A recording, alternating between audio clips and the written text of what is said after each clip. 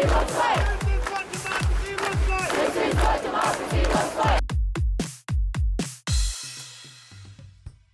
everyone, welcome to Be the Change. My name is Lily Mott, and today's episode is about how change comes when you believe in your sense of what's right and what's wrong. There is no better guest to embody this idea of going with your gut and making change than my guest today. Lachey Woodstock is a registered midwife and an activist who is dedicated to reducing maternal health inequalities and advocating for workers' rights. So with that short introduction, let's dive into this episode featuring Lachey Woodstock.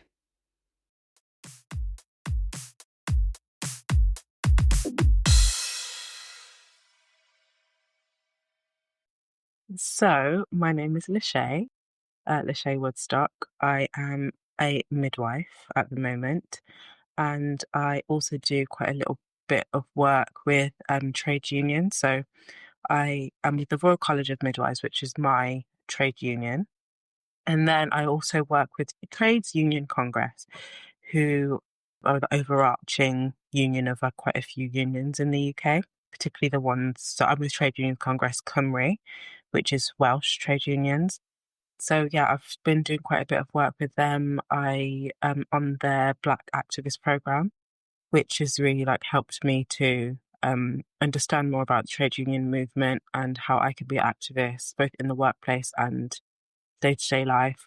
It's made me really confident in addressing issues and standing up for my colleagues, standing up for myself.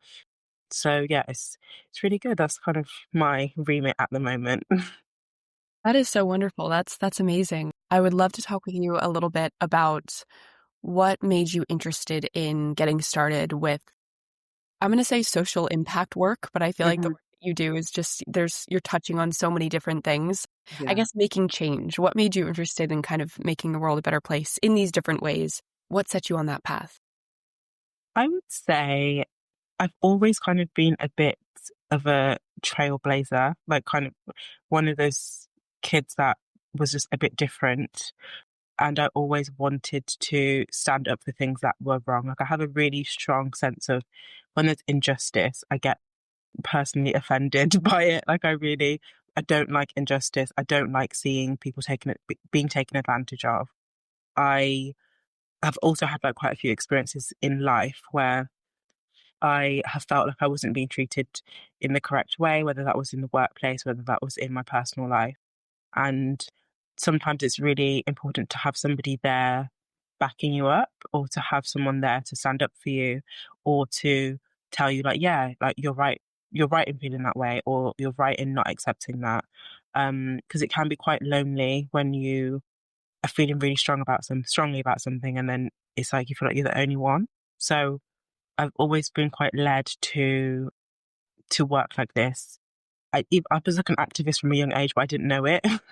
I was a activist in my head, and some of the work that I was doing. So I was also a lifetime ago, I was an apprentice, and I was not having a really good experience on my apprenticeship, and my employer was problematic to say the least. And I then was just so unhappy with my experience. I was like, I need to do something about this. I need to make sure that no one else has a similar experience on their apprenticeship. So I went online and got in contact with the National Society of Apprentices, which was also with the National Union of Students, and they really supported me. And they also then encouraged me to get into the activism space. So I did activism work with them, and had loads of great experiences to go across Europe and meet other young people who were either apprentices or in school or school leavers. And it just allowed me to continue that work. So I just think it's really important for young people to not feel like just because they're young or just because they're junior in their roles that they don't have a voice, because they do have a voice. They just need to find the channels to allow them to share that voice. I love that. I think that is so important. And I will save this for my last question, but it's pretty much exactly what you're just saying.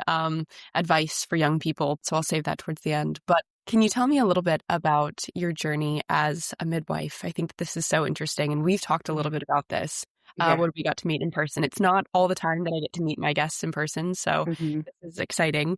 But tell me a little bit about that work that you do and yeah, give me the whole journey again, kind of why you got involved in this line of work and what you're Mhm. doing now, and maybe some of the challenges that you face as well in that line of work. I know that Mhm. we talked a little bit about it, so I would love for you to Yeah. share as much as you'd like to. Okay. So midwifery, I wanted to become a midwife during COVID, really. So, I previously used to work in marketing, and eventually realized that marketing wasn't for me. And although I enjoyed the job, I just felt like I wasn't making a difference. Like I wasn't making a positive impact on society. I wasn't coming away from my job feeling like, yeah, I've had an incredible day. Like it just felt very monotonous and corporate, and that just isn't me. So I didn't continue in marketing, and during COVID, I kind of had thoughts about midwifery, and then particularly there was something that happened to a woman. So we used to follow a YouTuber called Nicole Thea. Loved her videos, and I used to watch her quite frequently. She was pregnant. I was so happy that she was pregnant. Obviously, I didn't know her personally, but you know, when you have like YouTube people that you watch, you're like, oh, like you're really happy for them when they get married, when they get pregnant. Like you just, it's almost like a parasocial relationship. But I just thought she was really cool. So during her pregnancy, she'd like vlogged and said that she was like having a difficult pregnancy. And she said it felt like the baby was like trying, like killing her. Or I think it was she said killing her or like eating her alive or something along those lines. And I thought, that's really not normal. But anyway, I kept watching and watching her. And then one day her partner posted and said that unfortunately both her, Nicole, and the baby had passed away. And I was just like, it impacted me like someone in my family had passed away. I don't know why it was so pivotal to me, but it was horrible. It was an awful. I was so devastated. I was devastated for her. I was devastated for her partner, for her family. The fact that both her and the baby passed away was just so shocking to me because in the UK, it's not very common for women to pass away from childbirth or from in pregnancy. Yes, sometimes unfortunately babies pass away for various reasons, for genetic reasons, for a multitude of reasons. But for what we'd call a maternal death, for there to be a maternal death, that was really shocking.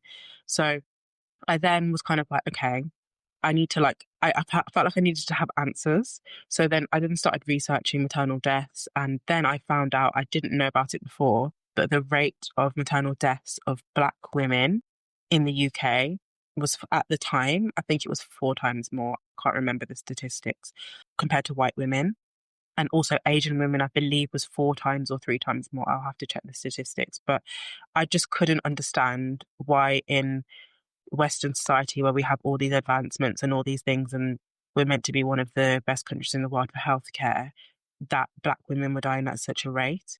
And then I came to find out that with this lady, Nicole Thea, that she had a undiagnosed heart condition. And she had been going to her midwife saying that she was having chest pains, that she was having difficulties. I think she had shortness of breath, if I'm not wrong, but she had physical symptoms and it wasn't escalated. And I was like, this cannot happen. Like, that injustice thing came into my head. I was like, this cannot happen. I need to do something. Even though obviously I can't save every woman, I just thought if I can do something small, then at least I've done something to ensure that Black women and Asian women and women of colour are believed and are not put in harm's way. So I then started looking into midwifery. And then I applied and everyone said that, oh, you're not going to get on. The course is really hard to get onto. Like they take very few people. I did really well in the interview and I got accepted onto the course.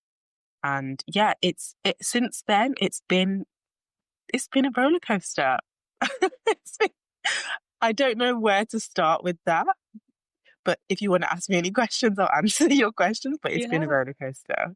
Oh my gosh, that's such a powerful story, but also I think it's such a powerful example of you taking this story, and it might not even be yourself or, like you said, a family member necessarily, Yeah, someone who you did care about a lot, and yeah. then really taking action and taking the steps to prevent that from happening to other people. I think that's Mhm. so powerful and such a testament to who you are. So I think Thank that's wonderful. But what does the process look like? So you went Mhm. through your course. Where are you at now with your journey? Have you've finished your training, but tell me about where you're at now. Kind of continue the story, I guess. I know that's not much of a question, but it's like story Yeah, time for me. I So get you.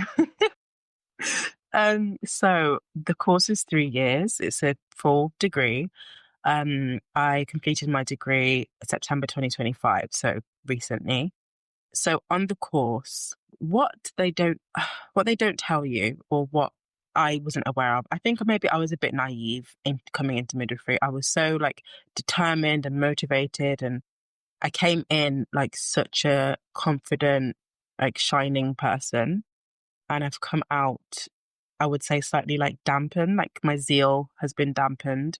Midwifery as a profession is a wonderful profession. I think midwives do so much for pregnant women, for women in labour, for women postnatally or postpartum. They are pivotal. Midwives are one of the most important healthcare professions for pregnant women, basically. But midwifery within the NHS, I don't think I had a clear understanding of what that entailed, what was involved, and also the stresses of the NHS. I also didn't. I think I was just naive. I've always said that when people have asked me, I actually didn't know any midwives personally before starting midwifery. I knew nurses, so my grandmother was a nurse. She's retired now. She was an intensive care nurse. So I knew her experience. She loved her job. She absolutely adored it. Even when she retired, she kept going back. She loved her job. But nursing and midwifery are two completely different things. People always think that midwifery and nursing is really similar, and I think maybe because midwives used to have to be nurses before they became midwives, but they've changed it now where you can just do midwifery straight. And also the Nursing and Midwifery Council is the overarching council that oversees both nursing and midwifery. So people think it's really similar, but midwives have a very different role. We are the lead professional for pregnant women.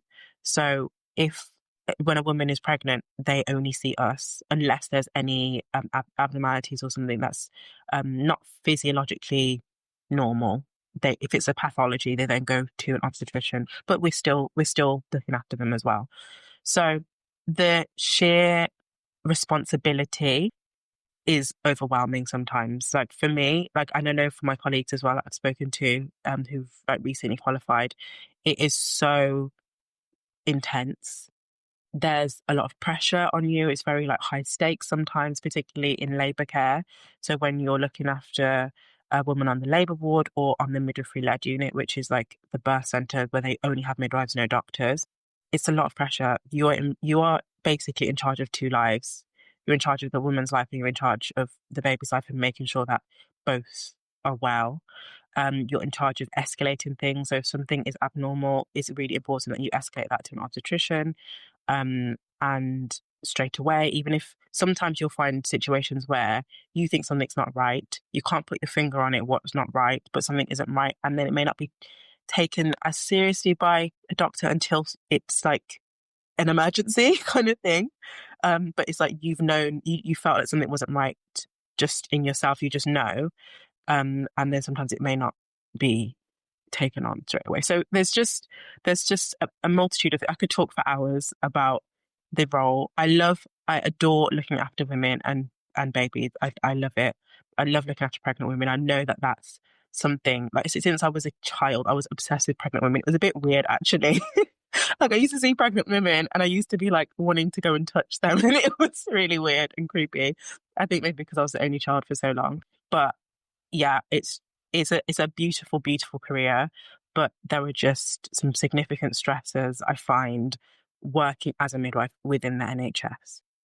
that is so interesting. That is, wow. I think there's so much that the public should probably know more about Yeah, this. I think hearing your stories and hearing kind of some of the behind the scenes that I'm sure women who are pregnant, they start to understand that, yeah, but I they think the do. wide majority of the public maybe doesn't. But I think that that's why I wanted to have this conversation because it sounds like it's Absolutely. such an interesting field and you're doing incredible work. I was going to ask, I feel like you mentioned your grandmother, but who Hmm. motivates you to do this work? Is there anyone who inspires you as you are And you've done lots of different work in different sectors. So I feel like Yeah. this might be multiple people, but who keeps you going? Who do you think of when you're doing this work? I wouldn't say there's a set person that keeps me going. What keeps me going is the women that I care for. And if it wasn't for them, well, if it wasn't for them, I wouldn't be in the job. But like, if you know what I mean, like if it wasn't for knowing that I'm doing something that's not changing their lives, but a lot of them remember you. Like they remember you in years to come. Like, for example, when I was a student, we had something called a continuity of care case, which is basically someone that you follow through from their first pregnancy appointment to their labour to their postnatal journey. So you follow them through the whole 9 months, and then after they've had the baby. And you see them a lot. You develop a relationship with them, really, a professional relationship with them. And the first baby boy that we're not meant to say delivered anymore. We say we facilitated the birth of. So the first baby boy that I facilitated the birth of was my continuity case. And she's a wonderful woman. If she ever like watches this, like she knows how dear she is to me. Like she's a wonderful woman. And sometimes when I'm having really, really hard days where I'm like, I don't know if I can do this job anymore, when I'm in the toilet crying, I think about like the fact that she was so, so appreciative of me being at her birth. And she was also a woman of colour. And I could tell, like we didn't have to say, but I could tell that she just really appreciated me being there, like through her appointments and through the birth and seeing her after the baby was born. And like it just things like that. I have to like remind myself, okay, in 10, 15, 20 years, when that baby's an adult, when that baby's my age, she'll probably still remember me and she'll probably still really appreciate the care that I gave her. So it's things like that you have to remind yourself. At the same time, if in the career there are days where I'm like, this wasn't okay, like this happened and this wasn't right. So that doesn't take away from it. Like when there's things that aren't right, I still like make mental note of it and still like speak to somebody and say like, oh, I didn't have a good experience today at work based on this. But on days where it's just like you're tired, you're exhausted, you've probably got things going on in your own personal life, you have to like just remember like, okay, I'm here at work to serve this woman, this family, and I need to make sure that they're safe, well and happy. And then if that's what I do today on my 12.5 hour shift, I can leave smiling because I know that I did what I was meant to do. That is really, really beautiful. I think that leads perfectly to my next question, actually. Lots of young people might want to make change and make a difference in the world, but they might not know how to get started with that work. What advice would you want to share with those people who might be listening? I would say they should start off with think about what they're doing now. So if they are in a job or if they're at university or if they're in school or leaving school, they should think about where they are now and like what networks they have around them or what opportunities they have around them. So for example, when I was an apprentice, I didn't really know that there were networks around me, that there were organizations that could help me. I had to like seek them out. I had to like went online and like started Googling and searching and then looking on people's Instagrams and people's Twitters and LinkedIn and things like that in order to find a network of people that I could then like meet with. Because particularly in an apprenticeship, for any young people that are on an apprenticeship, it can be quite lonely because you don't really you're not going to school, you're not going to college, you're not going to university. There's like not a group around you. You're doing your apprenticeship. Yeah, you have your colleagues, but a lot of them are older than you and they may not understand. And so it's really important to like seek out opportunities. You have to put yourself out there. It's so daunting sometimes. Like I went to an event, the other event we were at the other day, and at first I just wanted to like stand in the corner and eat the free food and the free drinks and just stand there and like hope. And then I was like, there is no point me being here if I don't go and speak to people. You have to go and speak to people.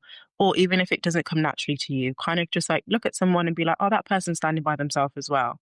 Why don't I go over and say hi to them? Because they're probably an introvert like me who is stood in the corner trying to like be hidden. So just go and speak to one person. And if you speak to one person, then you're like, oh, I can speak to another person. Ask them what they do, what group they're with, what they do. Are they with any societies? Like if they're at university, societies are amazing for finding networks and things like that. So you have to speak to people. You have to put yourself out there. If it's scary, sometimes you have to push through it, because if you don't push through it, you're never going to grow anywhere.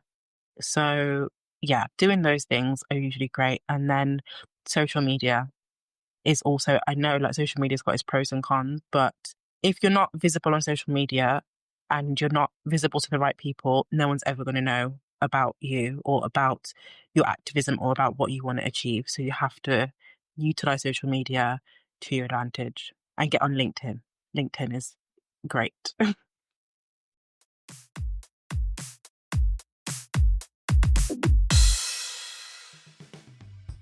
I really enjoy talking with Lachey, and I learned so much from this conversation. If you loved listening to Lachey and you want to hear more from her, you are in luck, because she is working on a podcast that will be released on Be the Change Media Network very soon, so stay tuned for that. I think all of Lachey's work, from her activism to being a midwife to now launching a podcast, it's all evidence of Lachey's commitment to standing up for what she believes is right. And I think we could all use a little bit more of that energy sometimes. So keep Lachey's work and her story in mind, because change comes when you believe in your sense of what's right and what's wrong.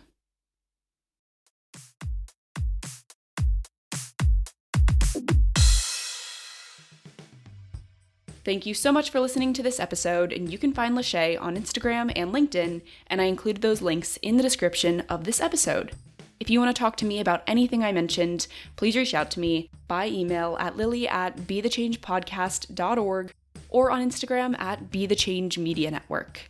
I'm working on expanding the network, which means bringing you more inspiring stories from amazing guests and incredible hosts like Lachey. If you enjoyed this episode, I would really appreciate it if you could leave the podcast a rating and a comment, because it will help these stories to reach, educate, and inspire more people. And I would also love to hear your thoughts and feedback. Tune in for my next episode, but until then, be the change you wish to see in the world. Bye, guys.